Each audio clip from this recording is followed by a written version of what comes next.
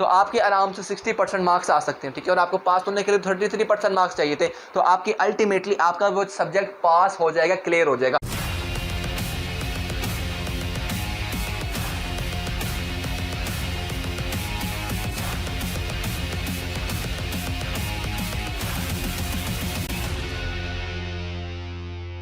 السلام علیکم دوستو، کیسے ہیں آپ سبھی لوگ؟ میرا نام فیضان تنویر ہے، اور آج کی اس ویڈیو کے اندر ہم لوگ بات کرنے والے ہیں کہ اگر آپ لوگوں کی کسی سبجیکٹ کے اندر سپلی آ گئی ہے یا آپ کسی سبجیکٹ کو امپروو کرنا چاہتے ہیں، آپ کے مارکس اتنے نہیں آئے کہ آپ لوگ اگلی کلاس کے اندر پروموٹ ہو سکیں، اور آپ چاہتے ہیں کہ اب میں کچھ ٹائم کے اندر جو ہمیں کچھ ٹائم ملا ہے، ٹھیک ہے، بورڈ ایگزام کے رزلٹ کے بعد اس میں اچھے طریقے سے تیاری کر اس سبجیکٹ کو کلیئر کر سکوں۔ سو آج کی اس ویڈیو کے اندر میں کمپلیٹ آپ لوگوں کو گائیڈ کرنے والا ہوں کہ آپ لوگ کی اگر کسی بھی سبجیکٹ کے اندر امپروومنٹ کی ضرورت ہے تو آپ لوگوں کو کن کن باتوں کا خیال رکھنا چاہیے، کیونکہ اب آپ نے ایک چیز دماغ میں رکھنی ہے کہ جو چیز آپ نے ایک سال کے اندر آپ سے نہیں ہو پائی، ٹھیک ہے، اب اگر آپ اسی چیز کو اسی اسٹریٹجی کے ساتھ کرو گے تو ابھی بھی وہ نہیں ہو پائے گی۔ اب ہمیں اپنی اسٹریٹجی کو تھوڑا سا چینج کرنا پڑے گا اور کچھ نئی باتوں کا ہمیں خیال رکھنا پڑے گا، ٹھیک ہے۔ تو وہ ساری چیزیں آج کی اس ویڈیو کے اندر میں آپ لوگوں کے ساتھ شیئر کرنے لگا ہوں۔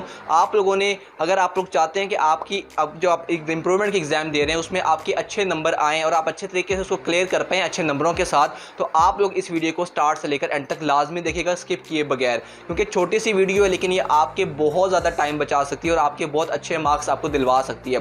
سب سے پہلے جب بھی آپ لوگوں کے دماغ میں بچے کسی سے بھی بات کرتے ہیں نا کہ یار میں نے امپروومنٹ کی ایگزام دینے، تو وہ بہت ہی زیادہ آپ یہ سمجھتے ہیں کہ وہ بہت ہی زیادہ ریگریٹ کے ساتھ ایسے کہہ رہے ہوتے ہیں، بہت اشیم ہوئے ہوتے ہیں، لیکن فرسٹ آف آل آپ نے کانفیڈنٹ رہنا ہے، آپ نے اس بارے میں بالکل بھی نہیں سوچنا ہے کہ میں امپروومنٹ کی ایگزام دے رہا ہوں، ٹھیک ہے۔ اب جو ہونا تھا وہ ہو چکا ہے، ٹھیک ہے، اب ہم لوگ اس کو چینج تو نہیں کر سکتے لیکن ہم آنے والے اپنے فیوچر پر اپنا فل کنٹرول رکھ سکتے ہیں، ٹھیک ہے۔ تو وہ ساری چیزیں تبھی پاسبل ہو پائیں گی جب آپ کا جو پریزنٹ ہے، جس پوائنٹ پر آپ محنت کر رہے ہو، وہ آپ اچھے طریقے سے کسی صحیح ڈائریکشن کے اندر محنت کرو گے۔ تو آج کی ویڈیو کے اندر آپ کا بھائی فیضان تنویر آپ کو اس پورے جرنی کے اندر گائیڈ کرنے والا ہے۔ تو آپ لوگوں کو اب سٹارٹ کرتے ہیں سب سے پہلی چیز، ٹھیک ہے۔ اب میں نے جیسا کہ آپ کو ویڈیو کے سٹارٹ کے اندر بتایا ہے کہ آپ لوگوں نے اپنی جو پوری اسٹریٹجی ہے اب وہ چینج کرنی ہے، کیونکہ پہلے آپ کے پاس پورا سال تھا ایک سبجیکٹ کو کلیئر کرنے کے لیے، لیکن اب آپ کے پاس کل ملا کر 30 دن بچے ہیں، ٹھیک ہے۔ ہم یہ سمجھتے ہیں کہ آپ کے پاس 25 to 30 ڈیز بچے ہیں اپنے فلاں سبجیکٹ کی امپروومنٹ کے لیے، ٹھیک ہے۔ اور میں یہ دماغ میں رکھ کر چل رہا ہوں کہ آپ لوگوں کے 3 سبجیکٹس اس طریقے کے ہیں جو کہ آپ نے امپروو کرنے ہیں،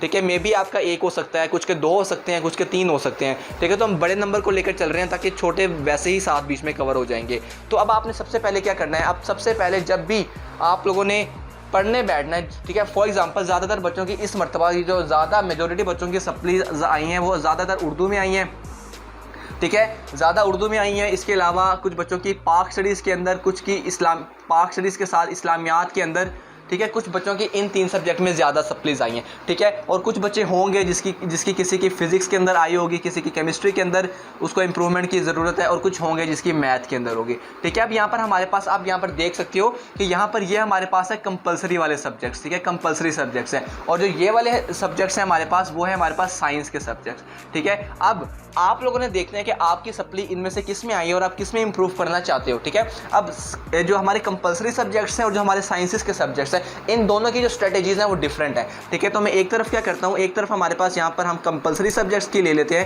ٹھیک ہے، جو ہماری کمپلسری سبجیکٹس ہوں گے، اور ایک طرف ہم لوگ یہاں پر رکھ لیتے ہیں جو کہ ہمارے سائنس کے سبجیکٹس ہیں، ٹھیک ہے۔ اب یہ ہمارے پاس 2 گروپس اس طریقے کے ہیں، آپ لوگوں کو میں نے یہاں پر دکھا دیا ہے کہ کمپلسری کون سے ہیں اور سائنس کے کون سے جس میں زیادہ سپلیز آئی ہیں بچوں کی، ٹھیک ہے۔ اب آپ لوگوں نے کیا کرنا ہے، پہلی چیز جو کمپلسری سبجیکٹس ہے اس میں، کیونکہ اگین آپ لوگوں کا جو بھی آپ لکھو گے وہ زیادہ آپ کی ڈیپینڈ کرے گا کریٹیوٹی کے اوپر، ٹھیک ہے، کہ آپ کیسی آپ لوگ لکھتے ہو، ٹھیک ہے۔ آپ جانتے ہو کہ آپ کو اب یہاں پر پورا ایک ایسے یاد کرنے کی ضرورت نہیں ہے، آپ کو پورا لانگ کوسچن یاد کرنے کی ضرورت نہیں ہے، آپ نے اپنی ورڈنگ کے اندر اس کو لکھنا ہوتا ہے، ٹھیک ہے۔ تو ابھی بھی ہم ایسے ہی لے کر چلیں گے کہ آپ کیا کرو گے، آپ جو بھی آپ نے ٹاپک پڑھنا ہے، فلاں یا کوئی بھی چیپٹر پڑھ رہے ہو تو آپ نے اس چیپٹر کو اچھے طریقے سے ریڈ کرنا ہے، کیونکہ ریڈ کرنے سے کیا ہوگا، آپ کو اس کے جتنے بھی کانسیپٹس ہوں گے وہ سارے کلیئر ہو جائیں گے، اور at the and of the day آپ لوگوں نے اس کو اپنی ورڈنگ میں لکھنا ہوگا۔ اب جو چیز آپ نے خیال رکھنی ہے وہ یہ ہے کہ آپ کو اس کی جو ہیڈنگز ہیں، ٹھیک ہے، ہیڈنگز آپ لوگوں نے اس کی لازمی سے بنانی ہے، ٹھیک ہے۔ اب میں بھی بہت زیادہ چانسز اس طریقے کے، کیونکہ میں تو ان کو پورے ٹائم سے بتاتا آ رہا ہوں کہ آپ نے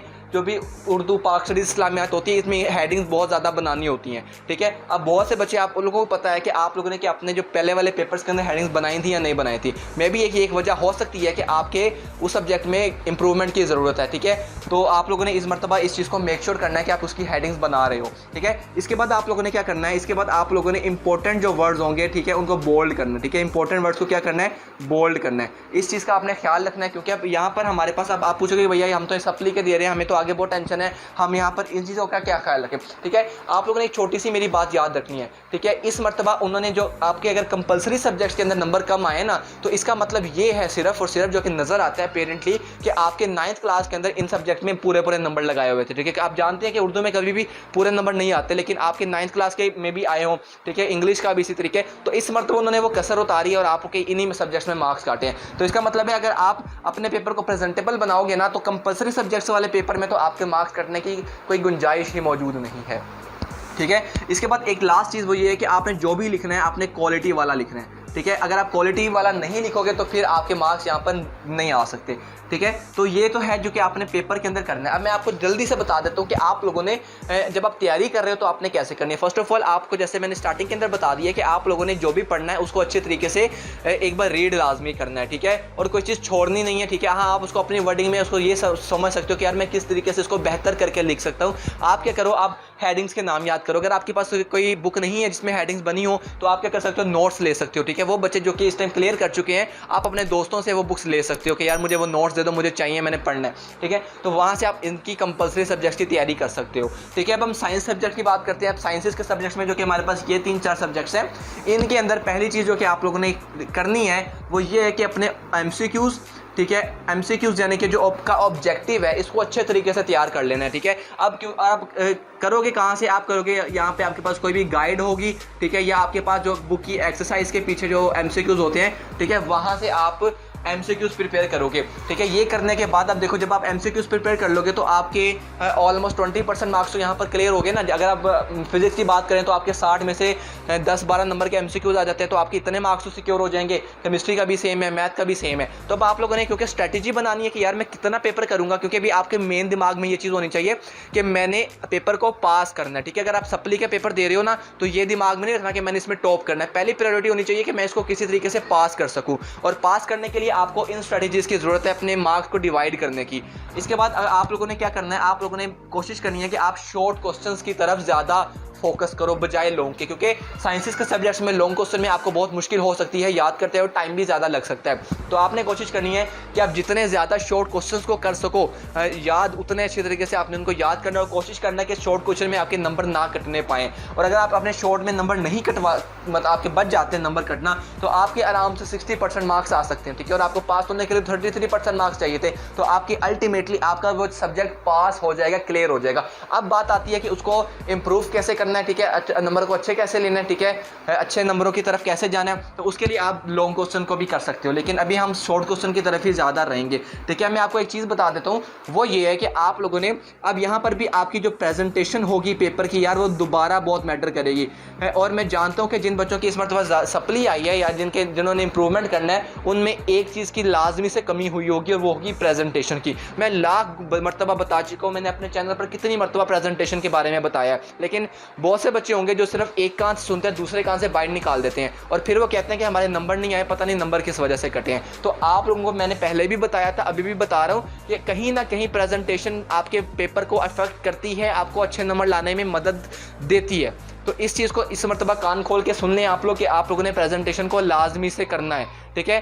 अगर नहीं करोगे तो बाद में मुझे मत कहना कि नंबर क्यों नहीं आए। तो ये अगर आप 3 चीज़ें कर लेते हो, ठीक है, और अपना पेपर अच्छे तरीके से प्रेजेंट करने में प्रेजेंटेशन के अंदर ये सारी चीज़ें आ जाती हैं जो कि मैंने आपको यहाँ पर बताई हैं, ठीक है। तो ये चीज़ें करने से क्या होगा कि आप लोगों के जो इम्प्रूवमेंट है एटलीस्ट आप उसको क्लियर कर पाओगे, ठीक है। अभी हमारी मेन फोकस है कि उसको क्लियर करना है, ठीक है। तो अगर आप इन चीज़ों पर फोकस करोगे तो आप अपने पेपर को क्लियर कर पाओगे, ठीक है। इसके साथ अगर आप में से बहुत से बच्चे जो कि इस टाइम मतलब जिनके 2 से 3 सब्जेक्ट्स रह गए हैं, ठीक है, उनके लिए एक छोटी सी स्ट्रैटेजी ये मैं बता देता हूँ कि आप لوگوں نے کیا کرنا ہے, آپ لوگوں نے ایک دن کو ٹھیک ہے ڈیوائڈ کر دینا ہے. ٹھیک ہے, اب کیونکہ اب آپ نے سارے سبجیکٹس کو کرنا ہے نا, تو آپ نے کیا کرنا ہے جی, اپنے دن کا نا کچھ ٹائم آپ نے سلوٹس بنا لینی ہے. ٹھیک ہے, فار ایگزامپل آپ یہ کچھ سلوٹس بنا لیتے ہو. ٹھیک ہے, آپ نے ایک دن کے اندر, ٹھیک ہے, ہم سمجھتے ہیں کہ اس ٹائم آپ نے, کیونکہ اب آپ کے کیونکہ امپرومنٹ دے رہے ہو تو آپ کے پاس تو سارا دن ہے پڑھنے کے لیے. ٹھیک ہے, تو آپ نے اپنے جو پورے ٹائم کو 3 دن کے اندر 3 زونس کے اندر ڈیوائڈ کر لینا. ٹھیک ہے, ایک زون آپ کا 3 گھنٹے کا ہوگا. ٹھیک ہے, دوسرا زون بھی 3 گھنٹے کا, اور تیسرا زون بھی جو ہوگا آپ کا 3 گھنٹے کا ہوگا. ٹھیک ہے, ہر 3 گھنٹے کے اندر آپ کیا کر رہے ہوگے, آپ اپنے اس سبجیکٹ کے جو بھی آپ کے امپرومنٹ کا سبجیکٹ ہے, ٹھیک ہے, اس کو آپ لوگ اس کے جو امپورٹنٹ کوسچنز ہیں, جو امپورٹنٹ گیس والے کوسچنز ہوتے ہیں, ان کو کر رہے ہوگے. ٹھیک ہے, تو اس سلوٹ کے اندر بھی آپ نے کیا کیا, اپنے ہم کہتے ہیں کہ آپ نے شارٹ کوسچنز کو دیکھا. ٹھیک ہے, اس والے سلوٹ کے اندر بھی آپ نے کیا کیا, اپنے شارٹ کوسچنز کو دیکھا. اس والے سلوٹ کے اندر آپ نے اپنی آبجیکٹیو کو دیکھنا ہے. ٹھیک ہے, تو اپنے مطلب ایک سبجیکٹ ہے, فار ایگزامپل آپ کا یہاں پر ہم لیٹ کرتے ہیں کہ آپ کی اردو میں سپلی آئی ہے اس مرتبہ, حالانکہ یہ سننے میں تھوڑا عجیب لگتا ہے, لیکن اس مرتبہ اردو میں زیادہ بچوں کی سپلی آئی ہے. ٹھیک ہے, تو اس کے بعد اگر آپ کا دوسرا سبجیکٹ ہے میتھ. ٹھیک ہے, تو میتھ کے اندر بھی آپ نے کیا کرنا ہے جی, اپنے شارٹ کوسچنز کو دیکھنا ہے, کسی ٹاپک کی پریکٹس کر لینی ہے. ٹھیک ہے, اور ساتھ اپنے آبجیکٹیو کو دیکھنا ہے. یہ والی جو سلوٹ ہے نا, یہ والی پوری, ٹھیک ہے, یہ آبجیکٹیو کے لیے آپ لوگوں نے مسٹ آپ نے یہاں پر اس کو علیحدہ کر دینا ہے. اور دوسری چیز ہم کیمسٹری کر لیتے ہیں. ٹھیک ہے, کیمسٹری بچوں کے لیے مشکل لگتی ہے, تو اس میں بھی شارٹ کوسچن پر زیادہ فوکس کرنا ہے اور آبجیکٹیو بعد میں کرنا ہے. ٹھیک ہے, تو میں by the and of this video میں آپ کو بتانا یہ چاہ رہا ہوں کہ آپ لوگوں نے زیادہ فوکس کرنا ہے کہ آپ ایم سی کیوز اور شارٹ کوسچنس کو اچھے طریقے سے کر پاؤ. اور شارٹ کوسچن بھی سارے کرنے کی ضرورت نہیں ہے. جو شارٹ کوسچن زیادہ امپورٹنٹ ہوتے ہیں یا جو آپ کی گیسٹ پیپرز کے اندر زیادہ ملتے ہیں, اگر آپ ان کو اچھے طریقے سے کر لیتے ہو تو آپ کو پاس ہونے کے لیے تو صرف اور صرف 33% نمبر چاہیے. ٹھیک ہے, تو 33% نمبر لانا مشکل بات نہیں ہے اگر آپ غور سے اس چیز کو سمجھو اور ایک چیز پر اس کو دیکھو. ٹھیک ہے, لاسٹ چیز جو آپ نے کرنی ہے وہ یہ ہے کہ ابھی جا کر اپنے پیپر کے اوپر لکھ لو. ٹھیک ہے, جہاں پر بھی بیٹھ کر پڑھتے ہو اس کے سامنے آپ لکھ کر دیوار پہ پیسٹ کر دو کہ اس مرتبہ میں نے یہ کلیئر کرنی ہی کرنی ہے. ٹھیک ہے, تو آپ کو میں گارنٹی دیتا ہوں کہ, اور اللہ تعالیٰ کی طرف سے آپ کو مطلب آپ دعا بھی لازمی سے کیجیے گا, اور اس بات کی گارنٹی ہے کہ آپ لوگ اگر محنت کرو گے اور ان چیزوں کو فالو کرو گے تو آپ لوگوں کی سپلی کلیئر ہو سکتی ہے, اور آپ کا جو ایگزام ہے وہ امپروو ہو سکتا ہے, اور آپ کے مارکس اچھے آ سکتے ہیں. امید ہے آپ کو آج کی اس ویڈیو سے کچھ سیکھنے کو ملا ہوگا. اگر آپ کو اس میں سے کوئی بھی پوائنٹ سمجھ نہیں آیا تو آپ لوگ مجھے نیچے کمنٹ سیکشن کے اندر بتا سکتے ہیں. ساتھ انسٹاگرام پر بھی مجھے فالو کر آپ پوچھ سکتے ہیں, ساتھ واٹس ایپ کا جو لنک ہے وہاں پر بھی اپنے کوسچنس پوچھ سکتے ہیں. میں ہر بچے کے کوسچن کے آنسرس کرنے کی پوری کوشش کروں گا. اگر آپ کا کوئی بھی کوسچن ہے یا کوئی نیا کوئی ٹاپک بتانا چاہتے ہیں کہ اگلے ویڈیو اس ٹاپک پر آنی چاہیے, وہ بھی آپ مجھے لازمی سے بتائیے گا. ٹھیک ہے, ویڈیو پسند آئی ہو تو اس ویڈیو کو لائک کیجیے گا, ساتھ چینل کو سبسکرائب لازمی سے کیجیے گا, کیونکہ میں آپ لوگوں کے لیے ہی یہاں پر موجود ہوں اور آپ لوگوں کے سارے ڈاؤٹس میں انشاءاللہ کلیئر کرتا رہتا ہوں. ٹھیک ہے, تو آپ لوگ چینل کو ضرور سبسکرائب کیجیے گا, ساتھ بیل آئیکن کو آل پر کلک کیجیے گا تاکہ فیوچر میں آنے والی ویڈیوز کی جو نوٹیفیکیشن ہے وہ بھی آپ لوگوں کو مل سکے. ملتے ہیں اگلی ویڈیو کے اندر, تب تک کے لیے سی یار, ٹیک کیئر, اور محنت کرو یار. آپ لوگوں کے لیے کچھ بھی امپاسبل نہیں ہے. ٹھیک ہے, it is always same impossible until it's done. ٹھیک ہے, تب تک کے لیے اللہ حافظ.